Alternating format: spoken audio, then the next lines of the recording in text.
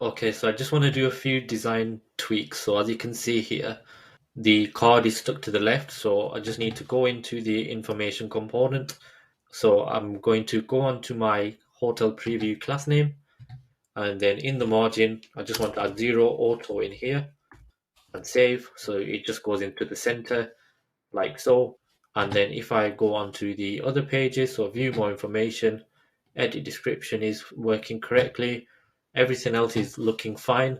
I just need to delete my console logs. What I now want to do is deploy the application with Firebase hosting. So if I just close everything down and now close my terminal off, first command you need to do is Firebase login. But have already logged in, so I just would leave that. So if you would just do Firebase login, and then what we want to do is Firebase init. So Firebase init, like so. Press enter. So this will give you a series of instructions on here. So go down to hosting, press spacebar, and then enter. And then use an existing project. So press enter again.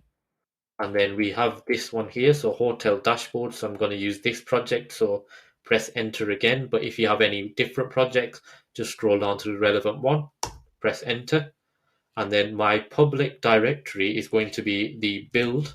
So if you type in build and press enter, and this is going to be a single page app. So React is a single page application. So press Y and press enter again. And then when we deploy with GitHub, I'm just going to leave that as no and press enter. So the initialization is complete. So where we said about the build, we need to create a build folder. So if I go into my folder structure here and close everything down in source, we now need to create a bundle in our build folder. So as you can see now, it's just an empty index.html file, and we want to kind of almost commit the changes that we have done here into our build folder. So all we do here in our root directory is in our terminal npm run build and press enter like so. So now what that will do is it will compile everything into a small JavaScript bundle. So it'll strip off anything that isn't needed in our application. So then it's ready to be deployed onto the Firebase hosting. So the last command to do now, so if I just close this off, is Firebase deploy, and then this will then give us a URL that we can access. So Firebase deploy.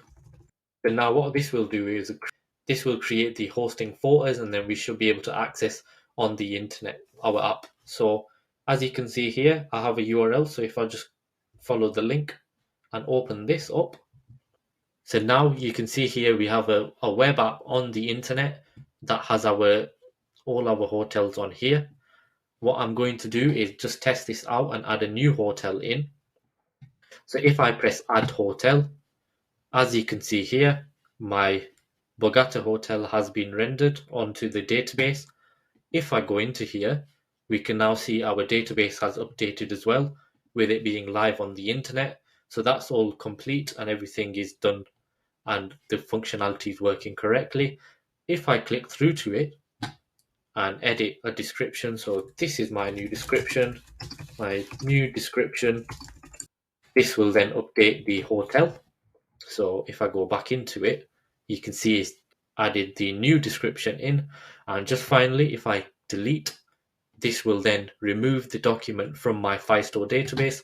So as you can see, that document has now gone and vanished. So that is everything complete, and we have deployed this app onto the internet with Firebase hosting as well.